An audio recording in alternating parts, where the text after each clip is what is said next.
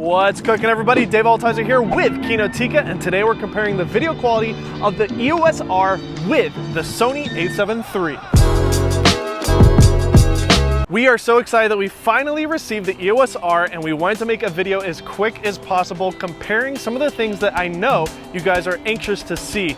We got the 24-105 f4 IS lens bundled with this camera. We also got the adapter so that we could use older EF lenses, and we are going to be testing that. But this video is specifically about comparing the 4K and even the 1080p image quality of the EOS R with the a7 III. We've been using the Sony a7 III now for a couple of months as our primary production camera on Kinotika, and I'm curious to see if the EOS R is up for the task of potentially replacing the a7 III.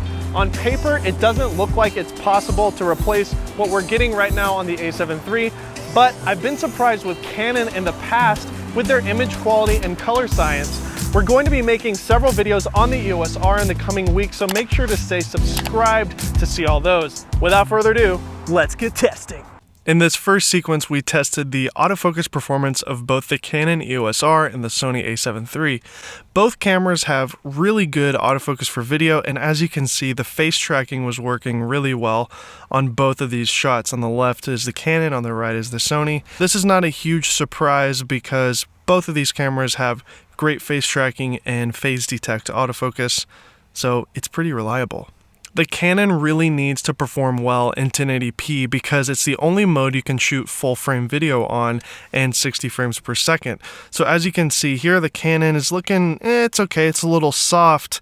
The Sony, however, is a much sharper image, but once you zoom in to 400%, you'll actually see the moire going on the window there. But when you put it next to the Canon, you're getting way more moire and aliasing going on in the image. Side by side, you can clearly see that the Sony is much sharper than the Canon and has less image issues. As soon as you switch over to the 4K mode on the EOS R, it crops in on the sensor, which is normally a full frame sensor, giving us a 1x crop, if you will, to 1.75x roughly.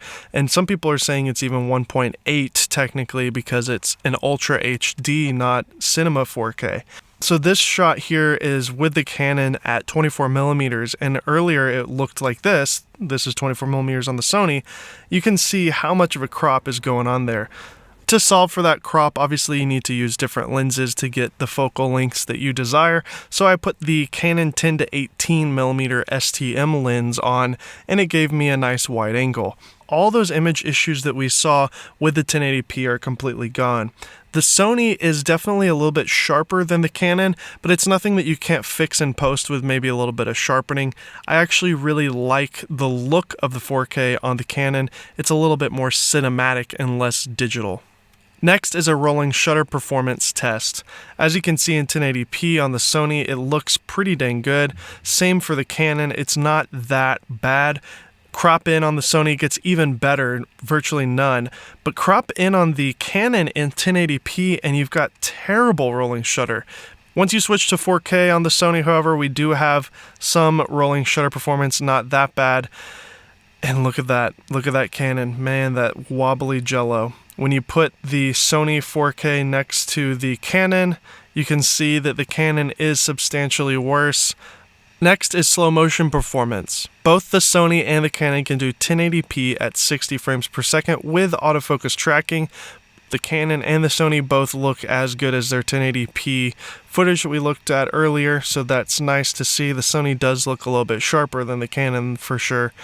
But once we go to 120 frames per second, that's when things really change a lot. We're getting 720p on the Canon and 1080p on the Sony. Also, autofocus tracking with the Sony and no autofocus whatsoever on the Canon, only manual focusing. So you're really not going to want to use that very much at all. Next is log. Canon log is a well-known log format. It's been around since the C300, and we have it now on the EOS R, which is a welcome addition. I just shot this in S-Log 2 because I consider that the best log on the Sony.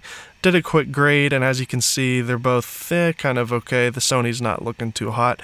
Canon log, no grade. Canon log with a grade, and as you can see, this is why people love Canon. I mean, we're shooting 4K here, great colors, great just richness overall. Instead of shooting S-Log, I decided to switch to the EOS HD Pro Color that I've also modified a little bit to be slightly flatter. This is a flat version of Pro Color, which I found grades really well. It's clearly not as flat as Canon Log is, but once I color grade this, I find that the saturation, color, and richness is very similar to Canon. And as you can see, when you put these two side by side, they're not that different. I mean, obviously people are gonna light me up in the comments for saying that, because of course the Canon does look better, without a doubt. The Canon has a much more natural look to it and richness, but the Sony is looking really good these days, and it's not as bad as it used to be. I really think the color science is slightly less of an issue than it used to be in the past, because Sony has done a really good job of dialing it in, and once you use a good profile like one from Andrew Reed, you can really get pleasing results, and I'm definitely not disappointed with the Sony anymore like I was with the previous A7S model, for example. Next is a stabilization test. The Sony has IBIS in camera and the Canon doesn't, but it does have lens IS.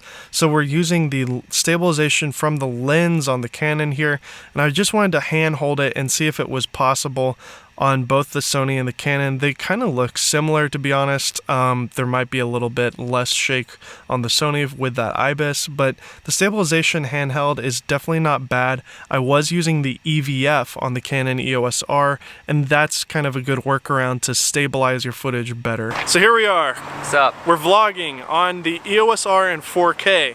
It's that lens works well. This lens is the perfect focal length. I'm using the 10-18, which is super cheap. It's like 250 bucks. What about like walking and rolling shutter and all that? Let's test rolling shutter.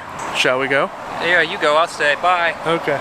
I've got this thing on a GorillaPod style setup. I don't know, is this too shaky? This lens does have IS. This camera unfortunately does not have IBIS, but it does have something that most cameras don't have in 4K, and that is a flip out screen.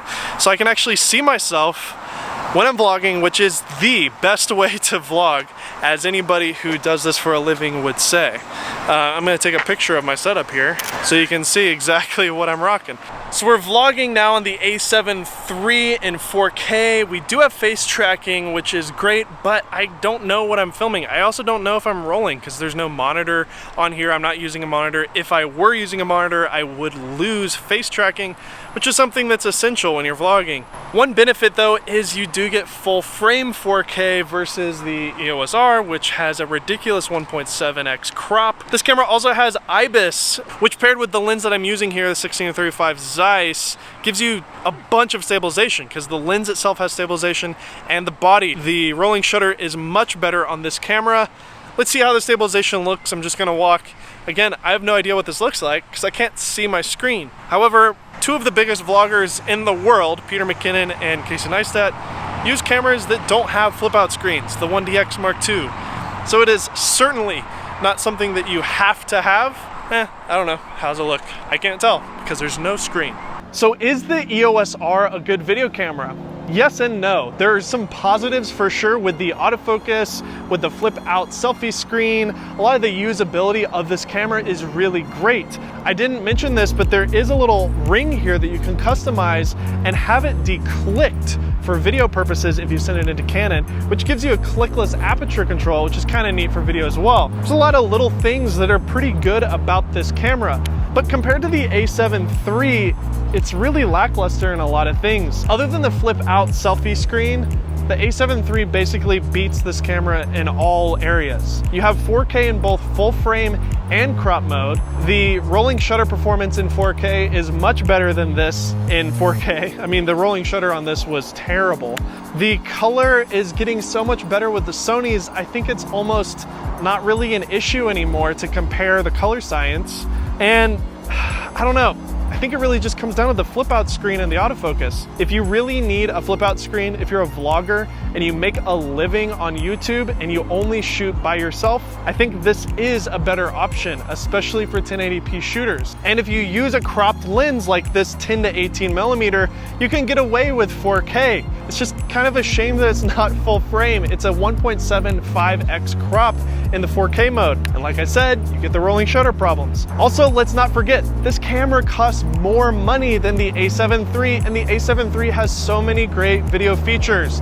You also have the ability to plug in XLR adapters on the a7III. The battery life is twice as good. You can charge it while you're using it. You can't actually charge the battery while you're using this camera. We still have to do some more testing, and we really want to see if this camera can fit into our workflow. I think the autofocus and the flip out screen alone are two things that are really worth having with this camera. If you enjoyed this video, give us a thumbs up, and if you want to see more of the EOS R content, make sure that you're subscribed below and enable notifications. We are moving to California next week, so we're really excited about that. We're going to be putting out videos as we transition there. It's going to be a lot of fun. Maybe our next review will be on the beach. Once again, I'm Dave Altizer. This is Canon's first full-frame mirrorless camera. See you next time.